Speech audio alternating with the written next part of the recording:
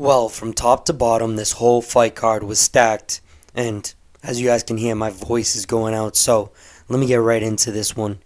Let me start off with the Ilia Topuria versus Ja Herbert fight.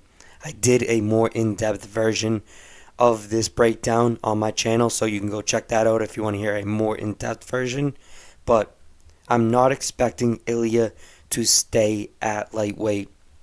He was saying in his post-fight interview that he is anticipating going back to featherweight, but it was going to be super exciting to see him go up against Paddy Pimblett. I don't expect that to happen. It doesn't seem like that's going to be in favor of either of them. If Paddy Pimblett loses, it's going to take away a lot of the hype.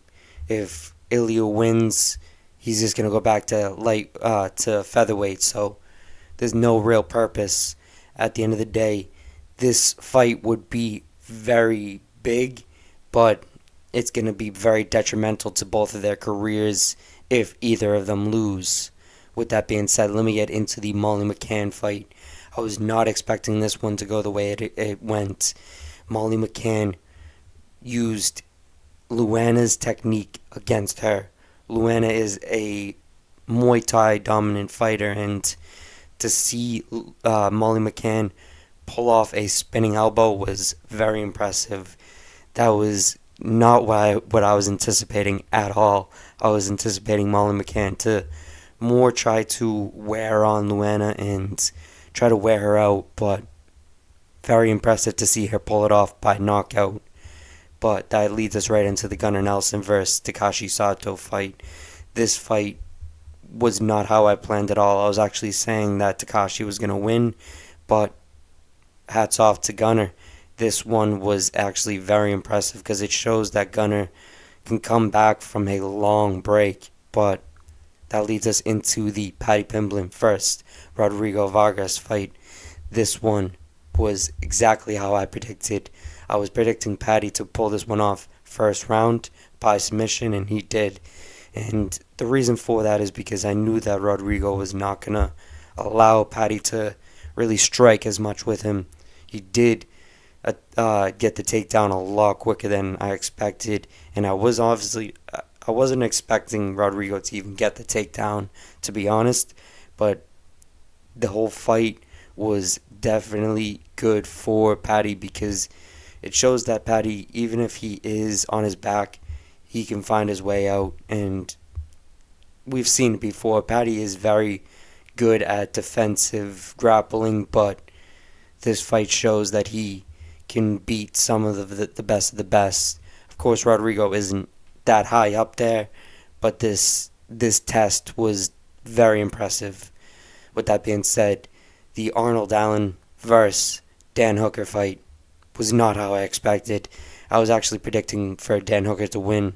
The reason for that is because I thought the length advantage, the distance was going to be a lot better for Dan Hooker, but Arnold Allen is able to take that distance away very quick, and he was exploding on Dan Hooker. He was showing that he's someone who can actually be a future champion, and I am anticipating that Arnold Allen is a future champion.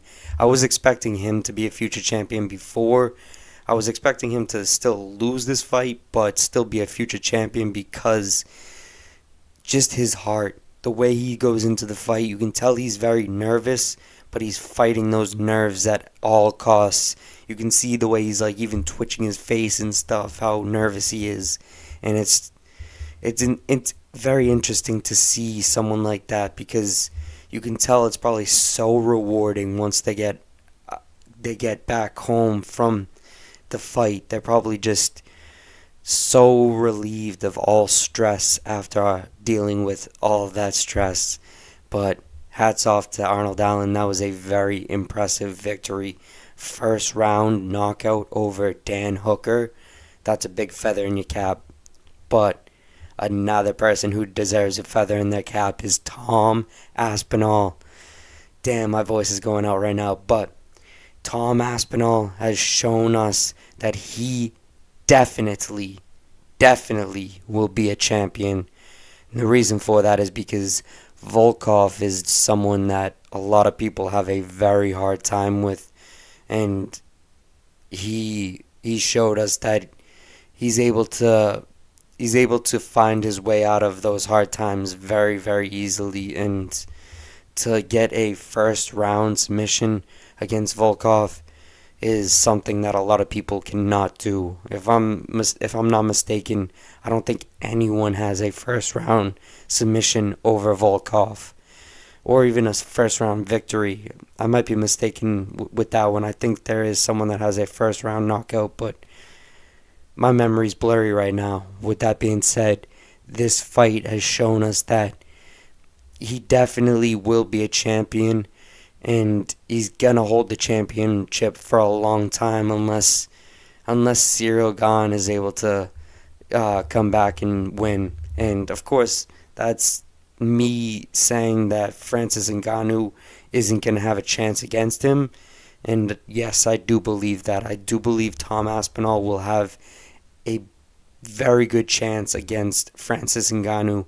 The reason for that is because of how well he is able to deal with people that have that reach advantage over him, plus how well he's able to use his footwork to close the distance and just smother his opponent.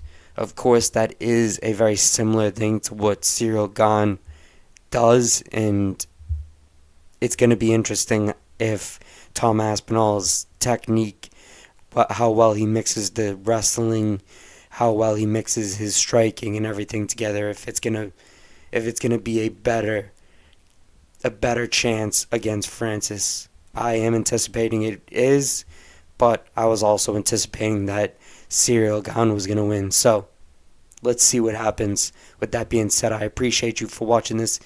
Definitely go check out more of my content. Most of the time I have a better voice, but I appreciate you. Definitely stay blessed.